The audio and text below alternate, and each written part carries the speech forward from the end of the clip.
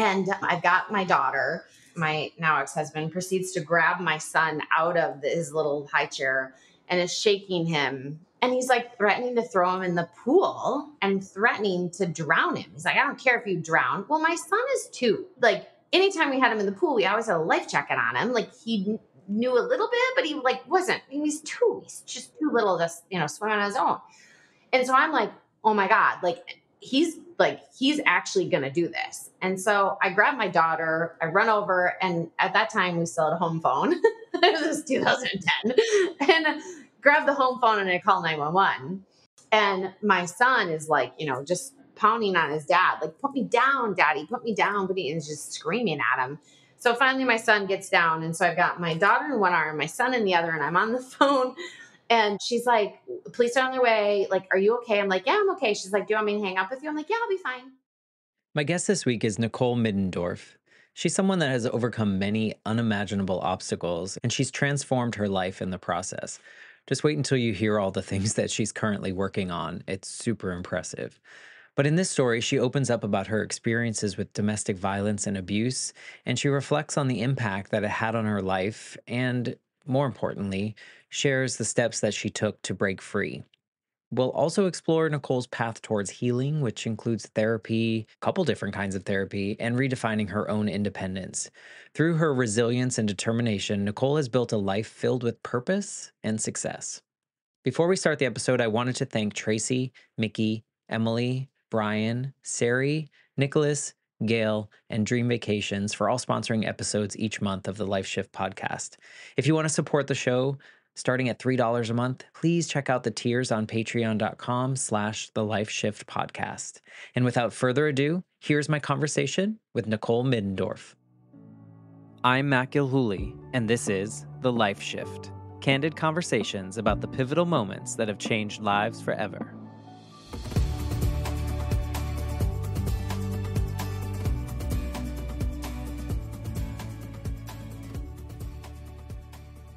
Hello, my friends. Welcome to the Life Shift podcast. I am here with Nicole. Hello, Nicole. Hello. How are you today? I'm wonderful. Thanks for having me. Thank you for being a part of the Life Shift podcast. And I was trying to think back of how we got connected. Do you know how our paths crossed? I think it was John. Okay. Yeah, John Biobasani. He and I met him a long, long, long time ago, and he'd written a book, and I think you two connected over his book. So, yeah. We talked about, his journey was really something, and I think it was super important because, as all these stories are, I think there are a lot of people out there going through circumstances in which they feel really alone, or they feel shame about something that really shouldn't have shame attached to it. And, having John come on and talk about his vulnerabilities in the moment in which he kind of had to walk away from his mother because the relationship was essentially gone because of what she had gotten into and those kind of things. It was just, I'm so lucky to get to have these conversations and really get exposed to this, but also allow the listeners to, get something that maybe they needed to hear at that moment in time. So thank you for that reminder. Yes. What I love is for the guests to kind of paint the picture of what your life is like leading up to this particular pivotal moment. But before you do that, maybe you can just tell us a little bit about who you are now, just so that we have that context, and then go back and paint that picture. I'm a full-time business owner and a full-time single mom. My daughter's 13 and my son is 15. So I'm in the fun teenage years. I've just loved every stage. It's just every stage is very different. And I always knew I would be a business owner, but I didn't think it would be in financial services. But my main business, I left Morgan Stanley 20 years ago. So my main business is Prosperwell Financial, so helping people with their investments.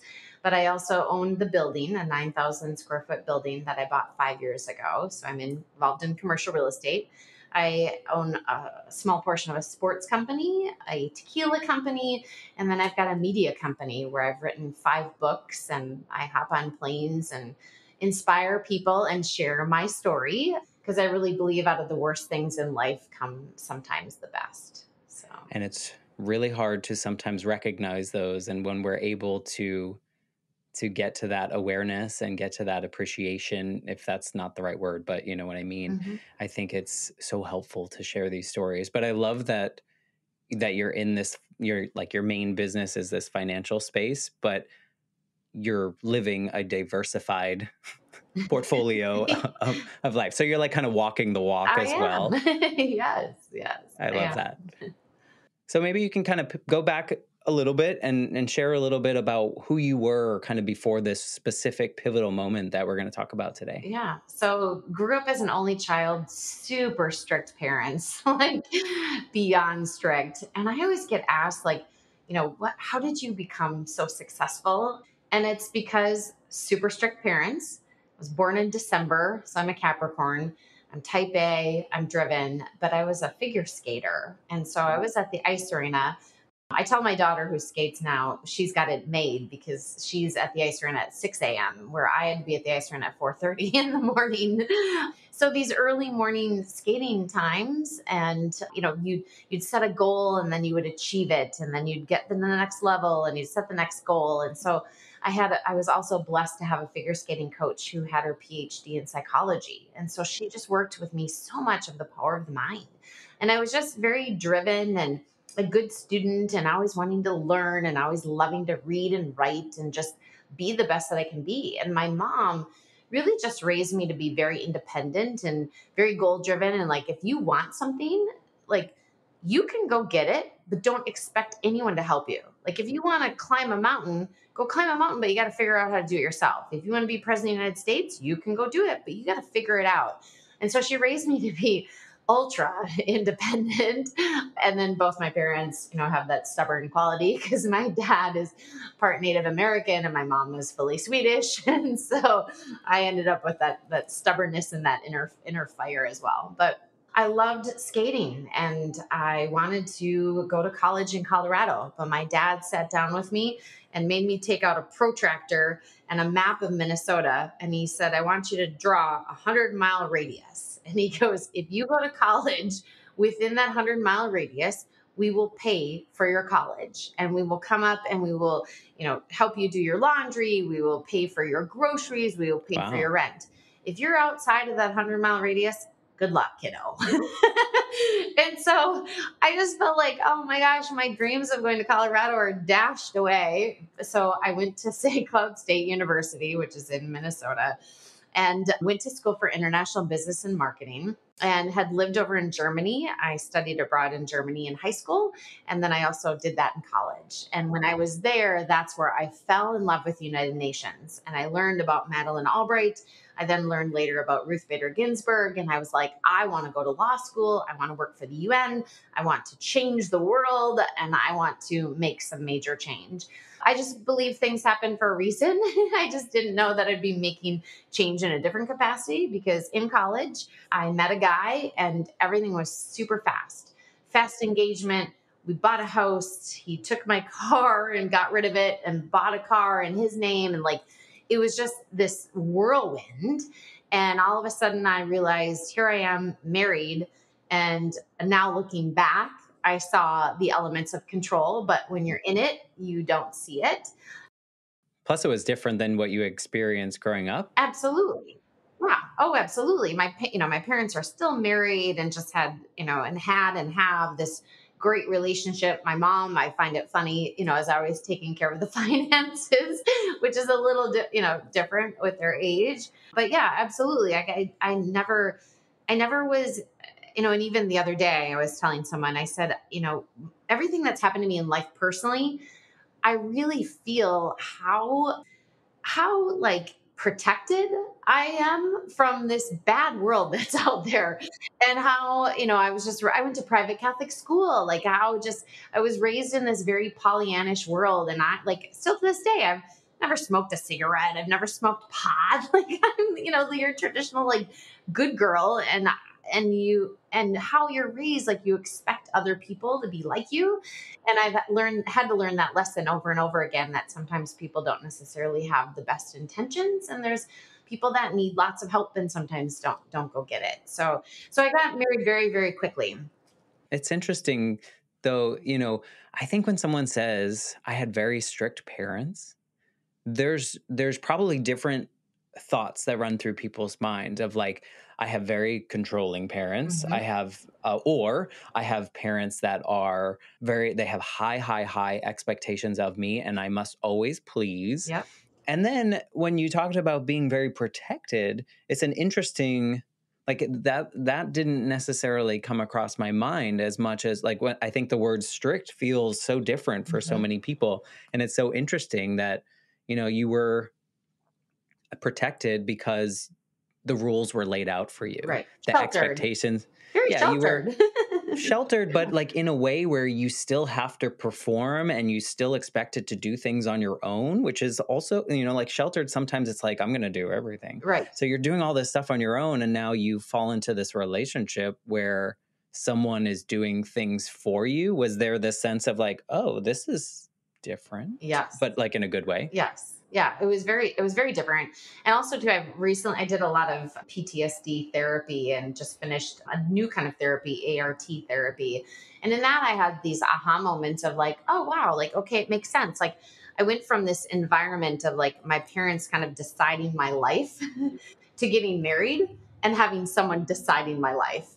And I'm finally, for the first time, really realistically, like really only the last 3 years, well, five, you could say last five, like having my own decisions, my own building, my own business, my own house, like my own car, like my own things that I've been doing completely on my own. Not that I didn't, not that I didn't make decisions growing up, but like even like where I went to college, it was directly impacted, by my parents. But I mean, that's, like I tell both my children, I'm like, until you're 24, your brain is not fully developed.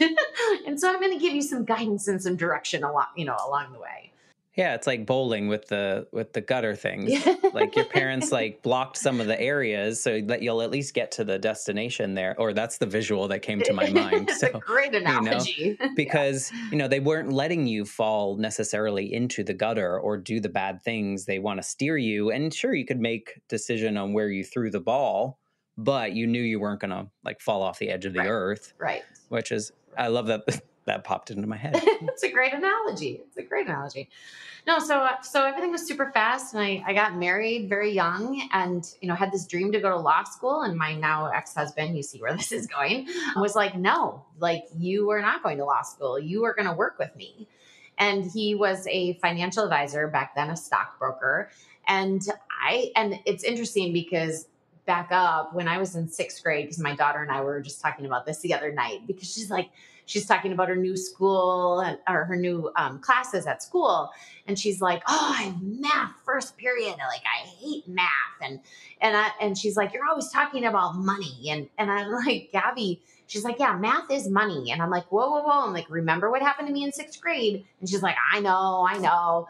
Well, in sixth grade, I was always in all the honors classes and everything. Back then they called them challenge classes. Well, in sixth grade, my challenge teacher for math was gone that day. So we were with all of the kids, and the teacher had me come up to the chalkboard and do a problem. He's like, hey, we're going to have our challenge kids do the problem.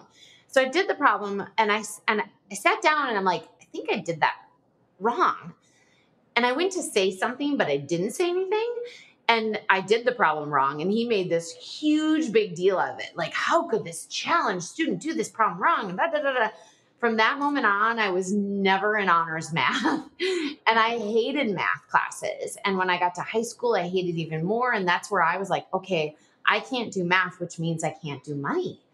And I find it very ironic now because that's where so many women have that. And that's where I feel very blessed being a female in the financial services industry of like, look, like this happened to me. And just because you're struggling with math doesn't mean you can't do money. And that's where I find it very ironic that I'm a wealth advisor. But my ex-husband's like, you got to do this. You're going to work with me. I'm like, no, be like, I can't do math, which means I can't do money. That's how I got started. And really, it was just, I always knew I wanted to own a business. I just didn't think it would be in financial services. And anything I do, I give it 180%. It was really cute. My son last night, we were out on a walk while I was running and he was on his scooter. And we started walking for a bit. And he's like, Mom, tomorrow, are you okay if I only give 175%? Because I'm getting really tired. Football really wore me out. And so, and so that's just kind of this phrase that we use as like, effort, like what you put into things is what you get out of it. And so I always put full effort into things. And so that's where I just worked really, really hard. Well, so January 6th of 2003, I resigned from Morgan Stanley and started my own business. And it was about that same time that like I was realizing like I needed to get out of my relationship, like that it wasn't healthy. There was a day, and really when it clicked for me, it was in 2005. My dad had come over to the house, and I don't know if my now ex-husband didn't realize that I like could hear him, but he told my dad to get, some awful words. Basically, get off of our property and you're never going to see your daughter alive again. And so it kind of, that was like this kick to me of like, okay, this is when you're in a domestic violence situation and a control relationship, like you're like, is this normal or is this not? And like one day they're like treating you like you're the worst person. And then the next second they're treating you like you're the best person ever. And so, there's this book, Walking on Eggshells, which that's like how I was living my life. And it was kind of that final straw of like, this is not okay. Like, this is not normal. And so I served him with divorce papers. And, I was raised private Catholic, and I was raised like, you can fix things, and like, no one can, like, you're the one that can fix it. And so I just kept thinking like, okay, I can fix everything else in my life. Like, I've got to be able to fix my marriage. Prior to this, I was always, suggesting that we go to therapy or marriage counseling. And he was always like, no, no. Well, once I served him with divorce papers, he's like, okay, let's go. Well, Of so course. yeah, so we went to the marriage therapist. The marriage therapist said, here's the issue, Nicole, like you just work all the time. Like, by then I was doing my radio show every Saturday, and he's like, you work all the time. You guys need to do stuff together and spend time together. And, looking back, I'm like, I didn't have enough, like I was always raised like anyone that's older than you is more experienced than you, and you need to have respect for them, and like they know better. But I didn't have enough gumption to be like, we work together. Like we're together all the time. And like, I work all the time because if I'm on TV or if I'm on radio or if I'm on a speaking stage and I'm helping people, they're telling me I'm great.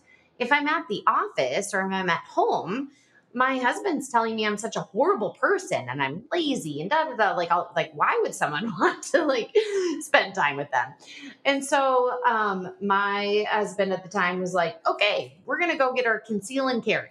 That's what we are gonna do together." So that's what This we is did. after saying you wanted to get a divorce? Yes. Yep. And after you overheard this statement to your father that Yes. with the word like not seeing her alive kind of. Yes.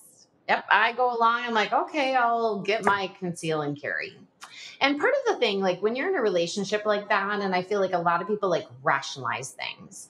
Like for me, one, I was doing a radio show. And at the time, I did have a man that was like stalking and calling into the radio station. And so I would pull up at the station and the security guard would like walk out and get me. And so that like, I don't know if I'm the one that rationalized that or if my husband at the time was like, well, this is this is a great thing. Like, this is going to be good for you. But I feel like a lot of times we rationalize things in our life, like the decisions that we make, like, well, this is why I should be doing something. Or we make up stories in our head of like, oh, well, this is okay. Like, this is okay. And rationalizing things. And so yeah. So, fast forward, we have children and my kids are 17 months apart. Like, we got one and then we had the other. And when I was pregnant with my daughter, the second, I was like, I have to get out. Like, this is not okay. By then I had written a safety plan.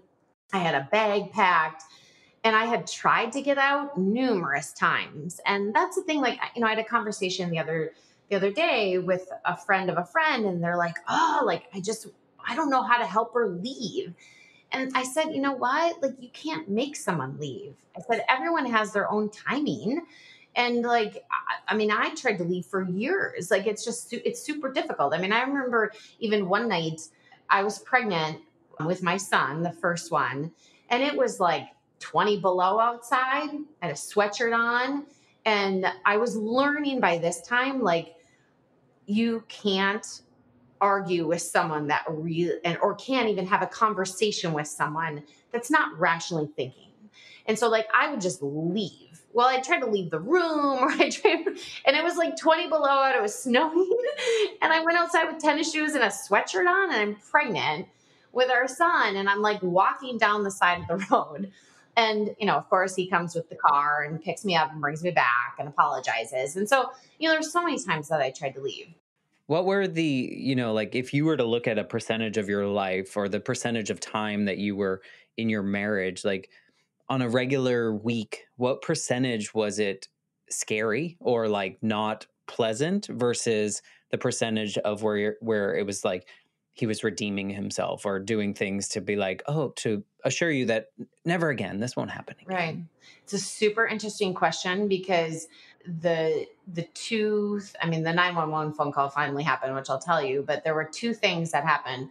One, I went to the doctor's office, and when you go to the doctor, I always say, thank you so much for asking this question. But they asked me, do you feel safe in your environment? And when someone asks you that enough, and it was finally, and that's the thing, like, so many times he would come with me to the doctor. And I think it's because, who knows if it's because they asked that question, but he didn't come with that day. And I was like, I actually don't. Like, I didn't tell her that, but that's what I'm thinking in my head. Like, oh my gosh. But what happened is that was like enough for me. I journal. I love to write. And so I started in my journal, because he would take my journal and read it. So what I started doing in the right-hand corner was putting check marks. And it was check marks of how many times he told me to kill myself, or how many times he told me that he would kill me, or, we live around a lake, and I was pregnant with our daughter, and that I should drive myself into the lake on the way to the office. And I remember driving one morning, and I'm like, I'm pregnant with our daughter, and I'm supposed to drive myself into the lake. And I'm like, what rational person would ever like want to like hurt their significant other, let alone their unborn child?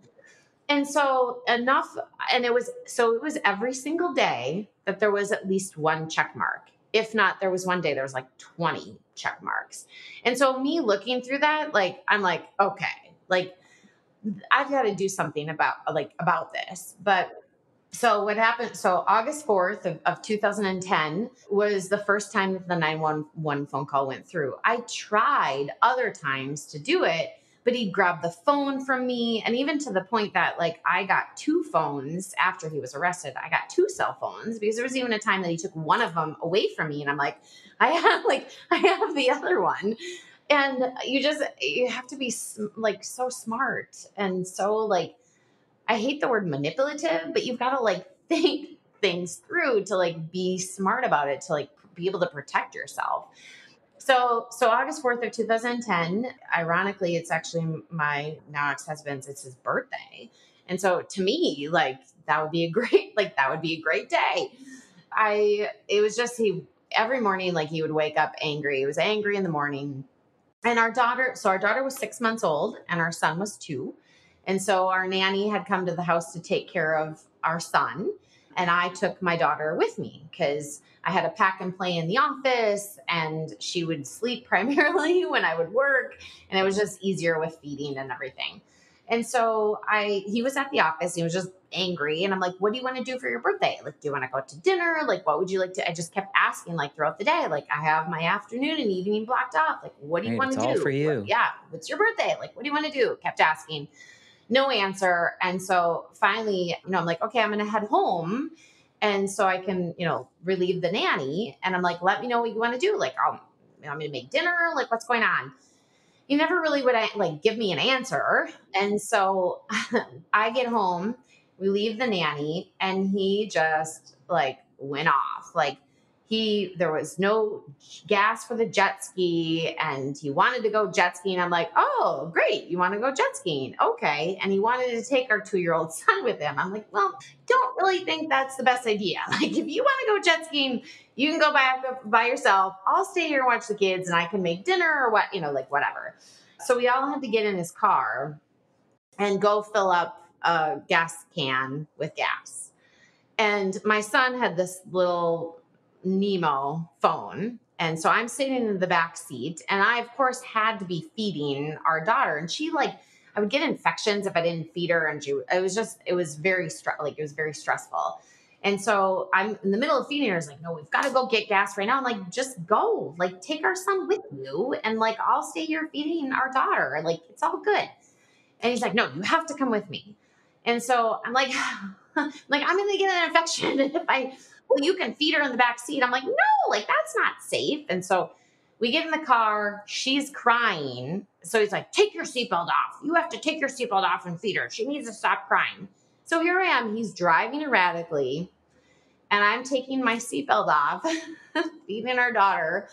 And he fills up with the gas. We're on our way back to the house, and he's just yelling and screaming to the point that my son takes this little Nemo phone and throws it at his dad's head to be like, Dad, like, stop yelling, like, stop screaming. Like, what are you upset about?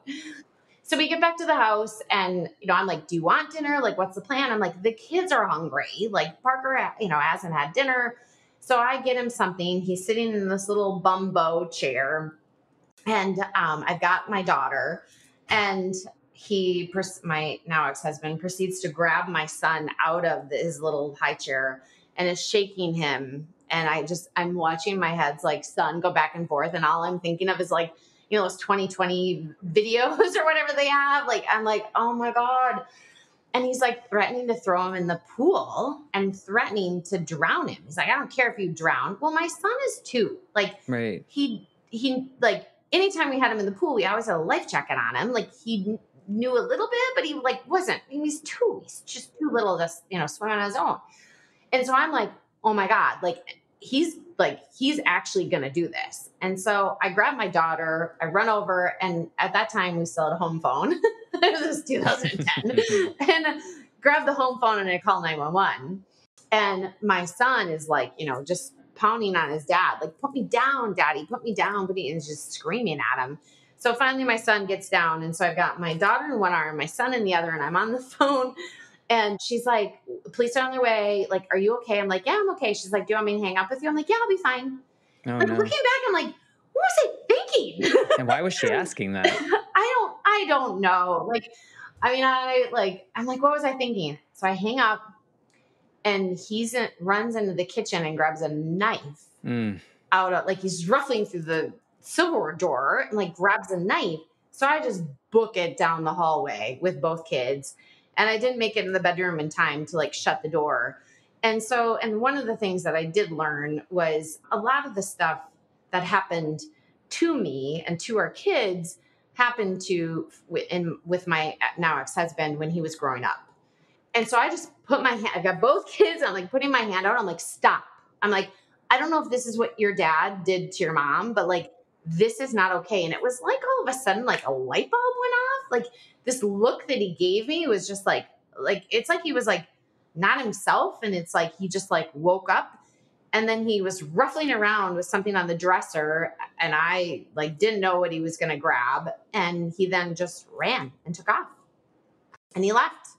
And so the police, showed up. He was gone.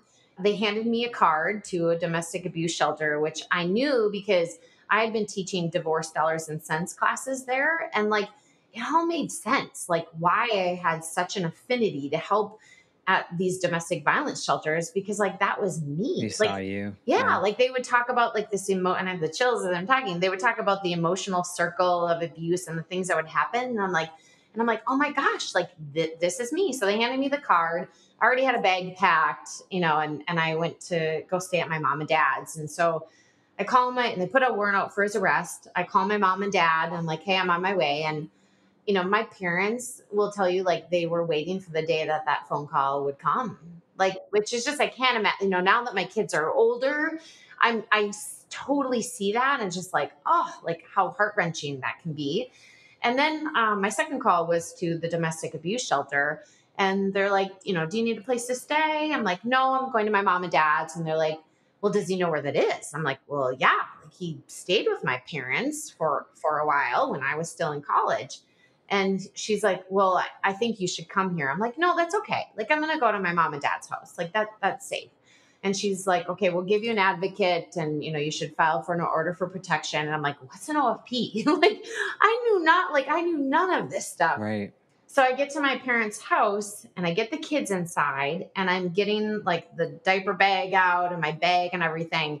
And I hear this car squealing, like these tires squealing. And I look out of the corner of my eye and it's my ex-husband pulling up. And I run inside and I shut the door and I lock it. I'm like, Mom, like he's here. And my dad was out mowing the lawn. So my mom like run downstairs, like to get my dad's attention to get inside. And we locked on that door. And my husband's just pounding on the door, like, Nikki, let me in. So we call the police, and now Minnetonka police, the city, are out looking for him as well. And I, didn't sleep at all, 6-month-old and a 2-year-old. And I'm supposed to write down the stories of all, incidences that happened. And like trying to remember, I was married for so long, trying to remember things that happened to the kids, prior to the kids, like all of that. And then I got a call from the police in the morning. He had gone back to the house and we had 2 Suburbans that were almost identical. And so he took my Suburban and, to try to trick the police that it was me. They still, pulled him over and took him to jail. And so I went with my dad to go pick up that car and go back. And I went into the office. My parents stayed with my son and I went into the office and here I am like working with my husband who's in the jail. And I just went to my office and I shut the blinds and I picked up the phone and I called one of my friends who was a police officer. I had lived in college with a group of guys and they all became police officers except for one was a meteorologist. And I called one of them. I said, what's bail? Like, how does that work? Can someone take your credit card and bail themselves out of jail? And he's like, Nick, what is going on? And so I started explaining Did to they him. not have, did anyone around you, were you very secretive about what was happening, or was he pleasant in front of other people? Yeah, it was like a Jekyll and Hyde situation. Okay. But people knew, like, he would come into my office and like shut the door and like be screaming at me. And so like looking back, like, and like because we worked together, he had control over my calendar. So he'd see that I would have like lunch with my best friend or, a happy hour with my other best friend. And he would like come up with some reason that I couldn't make it and like would cancel things. And like, we even joke, there's a man that's a client of mine and he's a dear friend now. I was meeting with him for lunch and he was a prospective client. And my husband at the time showed up like yelling at this man, stating that he was having an affair with me. And I'm like, seriously, like, that's why when people are like, so is it difficult doing business? I'm like, it's actually a lot easier now because I don't have someone like stating that I'm having an affair with, I'm trying to, work with a male, helping them with their money. How long were you married to him? We got married in November of 98 and August 4th of 2010, we were separated, but the divorce took a while. Legally, we were married for 13 years. So, yeah. Yeah. And I think your story, unfortunately, is not uncommon. I think there are a lot of women in your situation. And I think, from someone that's not lived an experience like that and don't have an understanding, were the decisions you were making on a daily basis, were they out of fear or to keep things level? Mm-hmm. Or were there moments where you were rationalizing some of those behaviors and life is fine, this is normal? What was that like? Because that's a long time to be married and to be fearful and be scared. What were some of those moments like? Yeah, no, all of the above. And I'm watching a video right now about healing and how when you have so much stress, how it physically affects you. And like, I ended up down at Mayo Clinic and I feel like I have some of the health issues that I do now because I lived so tensely for so many years. And like your body, I was in fight or flight mode, like never in that nice, normal, like how you're supposed to be. I was either fighting like, or fear, like what do I do? And it was always, I would rationalize things, and I would try to keep things like just calm. But no matter what I did, it wasn't calm. There always had to be a fight with someone, or there always had to be chaos, or there always had to be stress. And that's where, I'm so grateful. I wake up in the morning, and I get up and just am so grateful I don't have someone pouring a glass of water on me, or punching me, or yelling at me. I Well, yeah, can you wake should be up. grateful that Yeah, that right. doesn't I can wake happen. up, and I'm like, I can do things how I want to do it, and I Hmm. can live that life with happiness, and not have people, yelling and screaming. And that was one of the things I had to learn. Like, for when kids were probably like 4, 5, 5, and 6, one of their therapists said, "Here's the deal." They're like, "You need to have a role as a parent of 0 to 10." And they're like, "You can't be afraid to use your voice. It's okay for you to be a mom and a dad." And I always had a heart, because I was always like, not coddling the kids, but being that motherly, loving, figure. And I really had to learn how to lay down the law and raise my voice. And that was it was very difficult for me to do that. Part of me thinks of too, like when you started off the conversation, you talked about how very type A and how high achiever and always like go, go, go. I wonder if in your marriage period of all those things that were going wrong, if you were like, well, why am I not Mhm. succeeding Yes. at this? Like, why I could do all these other things. I've done all these other things. Why can't I do this? Yes, absolutely. Absolutely. It was that, and it was that I was raised private Catholic, that you don't get divorced. And so one, it was my church, my faith upbringing, but it was also the fact, you can fix anything. You can do anything. Right. And the fear of failure, probably Right. from that. I mean, even if we distill it down to that math moment, you made a mistake Hmm. in math. Right. You probably weren't bad in math. You Right. probably made one mistake, someone embarrassed you about it, and then you took that on. And failing is scary for someone. I subscribe to the things that you talk about yourself. Like I talk to a lot of people about this like checklist life of Yep. like you have to do this and then you have to do this. It's always just get your post-it out, knock things off the list, add more, add more, add Yep. more, Yep. like then you're That's me. successful to Yep. everyone. And I can see that, I would stick around. Like, why can't I fix it? Tomorrow I'm going to try this, Yes. and things are Yes. going to get better. So I can imagine there's a lot of people that feel that way is like, are people going to look at me as a quote unquote Mhm. failure Absolutely. because, I was married this long and then I got divorced and now you know better. But Yep. Yeah. And that's I kept things very quiet. I was really embarrassed about it. And I was asked to be on a panel at a women's conference, and it was for business owners. So I was up on stage, and I don't remember what I said or how I said it, but I alluded to the fact that I had domestic violence in my history and in my life. And when I got off stage, these women came up to me afterwards, and they're like, "Oh my gosh, thank you for saying something. I'm in this now," or "This happened to me." To the point that the woman running the conference was like, "I need you to go in the hallway. You're mm, going to disrupt the next speaker." But it was at this your time's over, man. exactly. But it was at that moment where I'm like, "Oh my gosh, I need to share my story. I need to be open to being vulnerable. This is not embarrassing." And No, it's not your fault. no, and that's where I learned, 1 in 4 women are in a domestic violence situation, and 1 in 9 men. And so especially now, I feel this obligation to be that, if I can pay spousal maintenance, receive no child support, go through 10 years of court. And in full disclosure, my ex now is facing 3 felony charges, and he's in trouble again. His current wife has had 4 restraining orders on him.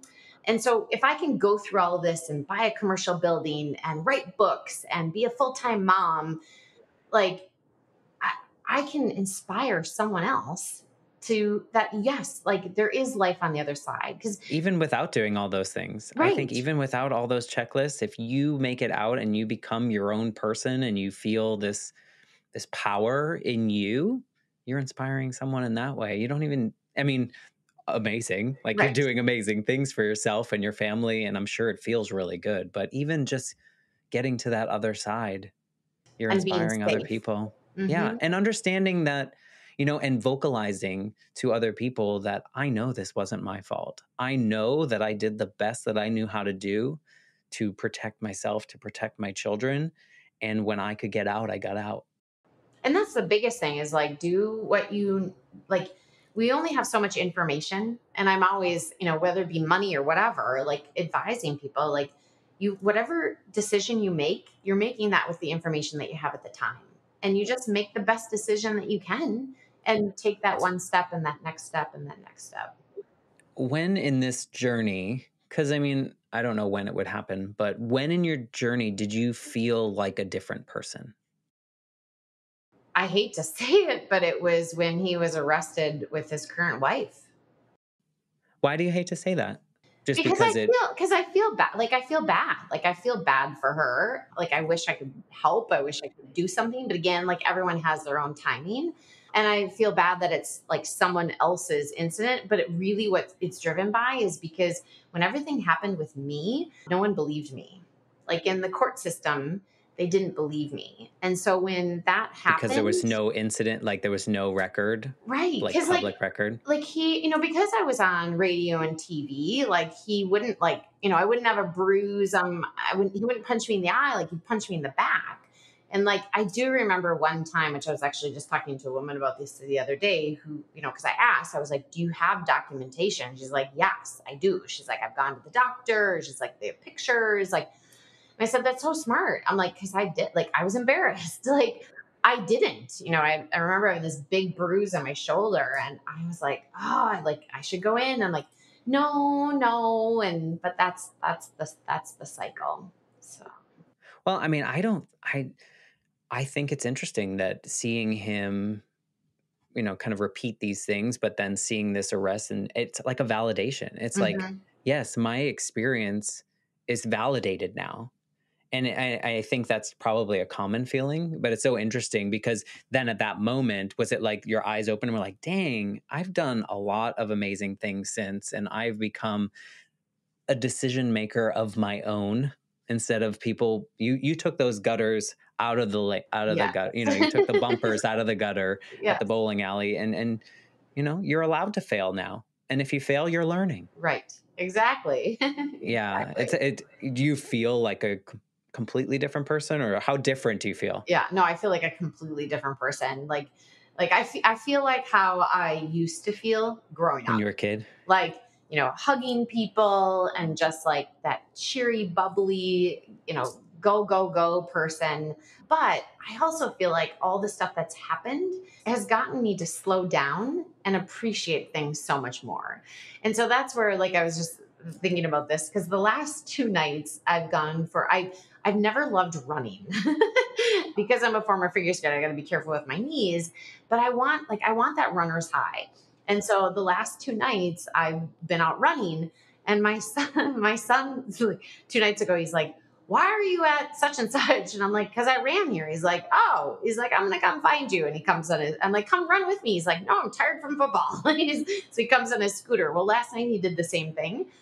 And, we're going back to the house and I'm just like, wow. Like I just had this moment of like, I'm having this great moment with my son and I'm out running and just this feeling of like lightness and like, not that there aren't days that are stressful, but I just handle things so much differently now. And I've really learned to just like let things go and just be really super present in the moment and feeling very appreciative for that moment. And it's like, we're, walking up to the house and it's just like, like, I love this house. Like, I love where we live. Like, it's, Feel safe, yeah, it's, like a home should. yes, absolutely. For the first Yeah. time, I feel that sense of safety. Yeah, and I'm sure it changed you as a parent as well. I mean, your kids were pretty young when the worst of it, I guess, happened, or the precipice to force you out. How has it changed you in that way?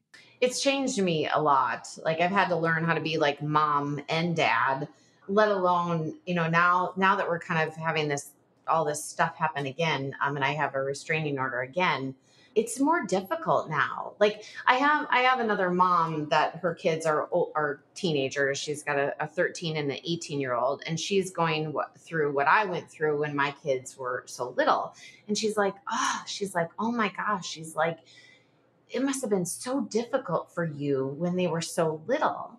And I'm like, you know what? Now that I feel like I'm going through this again, but now I'm going through it again, but yet I'm removed from it. Like it's not my stuff. It's my ex. It's just I'm involved because I have two children, but it's difficult. Like it's so difficult. Like child protection came to our house again, and like this was the first time ever that my daughter was talking to them, and when everything happened when they were little, like they don't remember child protection interviewing them. They were like 7 and 8 or something or 8 and 9 was like the last time. And they don't remember that. We're like, she's going to grow up like remembering that. And like, it's just like having to deal with that stuff. That's where like, I feel very bad. But at the same standpoint, I feel also very proud of all the therapy that they've done, and the people that they are, and like how my son has been through so much trauma, and how that's shaped him as a person, and how both of them are such great friends and people, and just it's very very it's I feel very very blessed. Well, I think you're probably also modeling this behavior with them and being a good parent. It's very hard, I think, for parents at any point to talk to their kids about these moments, and that, I think as parents, you want your kids to just be happy all the time. And from my own personal experience, and it kind of relates to this, you're doing the best you can with what you know how to do. I was 8 when my mom died at the late 80s, and the people around me, they didn't know how to help me. And so what they wanted to see is they wanted to see me happy. So they would buy me things, they would take me places, and little did they know that it wasn't serving me very well. And it was kind of creating a different monster in me, in the sense that I always felt that I needed to prove that I was going to be successful or happy, and absorbed kind of Yep. those things those traits that you had, Yep. trying to impress your parents or Yep. meeting expectations. And so, I see your kids as, well, from what you've explained, lucky that they've gone through therapy, that they've talked to people, that it's okay for them to express how they're feeling about something and talk to you about it. So you're creating fully fledged humans that have gone through traumatic experiences that will, in the long run, create more layers to them that will help Right. other people. So Right. kudos to you for putting them in that therapy, for having them do it. And just, I think that's a fantastic thing that people don't often think about, Right. because we're Right. like, oh, we've been in this situation. I am the survivor here, and I need to go through all this. But do my kids? They just need to be happy kids. So good for you. Yeah, no, that's where I feel very blessed. Like my kids tell me many times more stuff than I want to know. But That's I'm better than the other so side. right, but I'm so glad that they do, because Exactly. it's like, I've had some conversations with some other parents of things that happened over the summer, and they're like, "Well, how do you know that?" I'm like, "Cuz we've talked about it." They're like, "Wow." I'm like, "Yeah, like we just have had experiences that have made it okay." And partially too is also my upbringing. Like nowadays these teenagers are exposed to like so much, and I want to protect my kids, but yet I want them to be very independent. And so it's having that ability to be able to walk both angles and have some great conversations with your kids. But it also comes to like in my work with what I do, I've watched so many people over the years either have like college accounts, like 529 plans, and like never talk to their kids about money. And so that's where, for me, I've always given the advice like, your kids are thinking about college, and you need to have that conversation. Like, are they supposed to pay for it? Are you saving for it? Are they getting loans? And so many people don't want to talk about things. And so that's where in my personal life and in my professional life, I feel like I've watched so much of like, okay, I need to make sure that I'm having these conversations with my kids, and we have family meetings and communication, because communication is key to everything. Yeah. And it's good that they're telling you more than maybe you want to know because they feel safe. They feel that you are someone that they can come to, whether it's good, bad, or indifferent, and that you'll be there. And I think that says a lot. I think it's funny that, you know, people don't talk about those like money or, go to college. I remember my dad's like, if you want to go to college, you better find a way to pay for it, and it was just like, that was what it was at the time. And luckily I had been working since I was 14. So I understood the value of a dollar and like, how many hours do I have to work to buy that CD at Sam Goody in the mall? Like $18, I'm making $4 an hour. Gosh, that's going to take a while. Like that's a lot of hours. Do I want it? But a lot of people don't have those conversations. But I think you're probably also, I mean, you said it earlier, that whole awareness of like how sheltered, or I don't know if that's the right word, but Protected. Yeah. how protected your parent, the environment that your parents created for you was. Yeah. But I bet you kind of keep that in mind, but also want your kids to make mistakes and, Right. like be people. Absolutely. Yeah. Their school now this year just said no cell phones, That's going to be interesting. which, and we're one of the few schools that have done that, which, and so my daughter's like, what if you need to get a hold of me? I'm like, it's how it is in the olden days. I call the office. You'll take your horse and buggy and I go know. there. And she's like, well, what do we do during lunch? I'm like, you talk with your friends. That's You learn amazing. social skills. So Good. I've heard that a couple of schools are doing that around, even in Florida, which is surprising to me as well. yeah. But, that's amazing. I think, we do, like you said, communication is key. And just having these conversations and understanding that, someone might not go through the same exact experience as you, but hearing pieces of it and the things that you did and the things you were able to do after the fact. Right. What do you think is the biggest difference between Nicole now and Nicole, married Nicole? I've found myself, In what way? and I hate the word balance. I usually talk about blend, but I have such a I great mean, in blend in finance, we should be talking about life. balance. I know, but I'm such like a great blend in life. Like, before, like, yesterday I picked up my kids at 5 o'clock, and normally like I would work, and like I used work as my escape. And I've really learned over these last couple of years, really like these last 5 is where I've really like truly found myself. And really in these last 2 years is where I'm like, why do I go home and like work? Like, these are my It'll be there in the morning. exactly. I'm like, these are my 2 teens. Like, I need to spend time with them because they're going to be gone pretty soon. And so, my son and I went out and got the jet skis and went on the lake and filled up with gas and then picked up some food. And I would have never done that before. I would have been like, we're saving money, we're cooking dinner at home. And then this morning, I was like, hey, you guys, because 3 days a week I have someone to have this balance and blend. 3 days a week I have someone come to my house at 5:30 in the morning to like do the laundry and all that and make sure they get on the bus on time.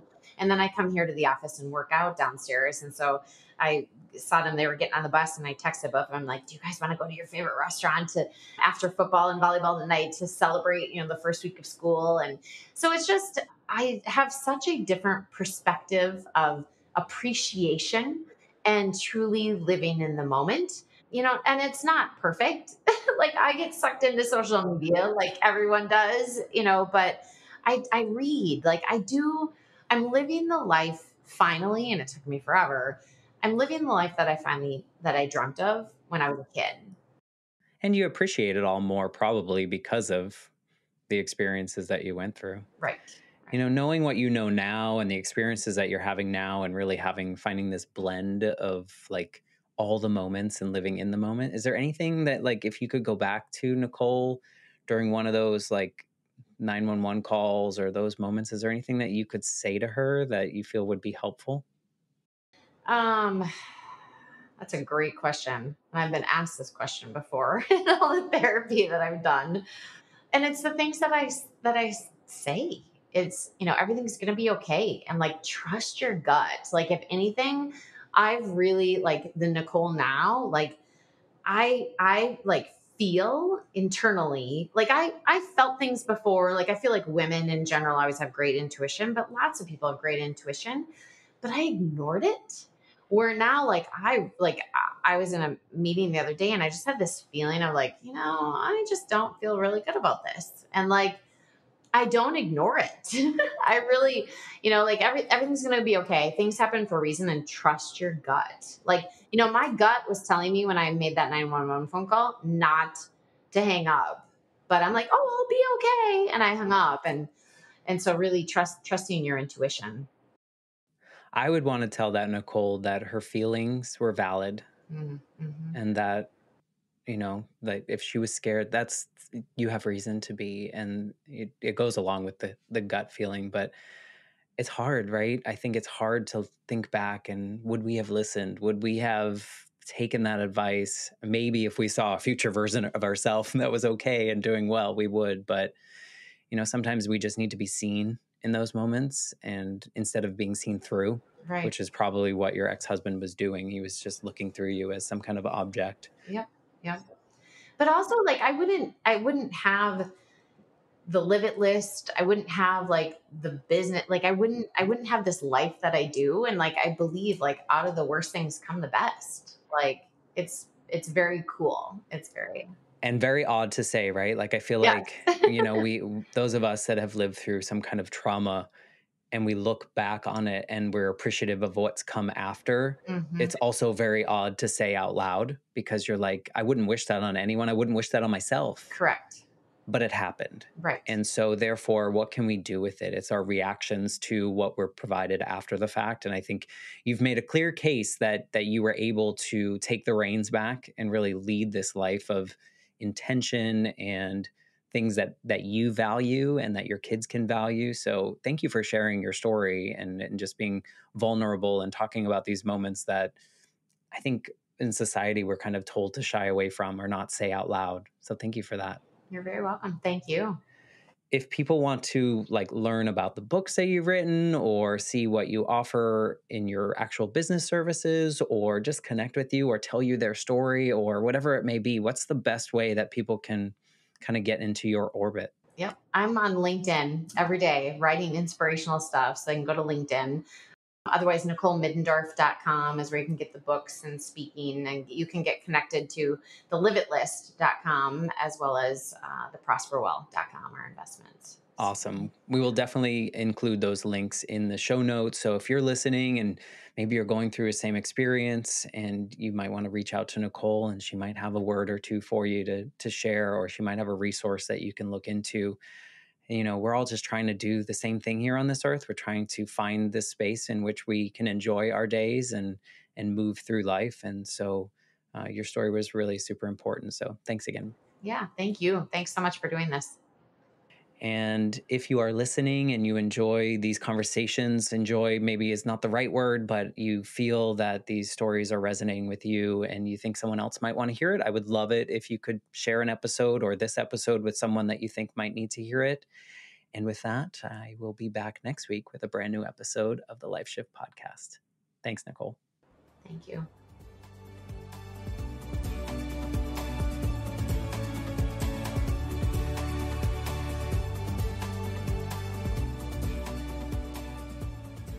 For more information, please visit www.thelifeshiftpodcast.com.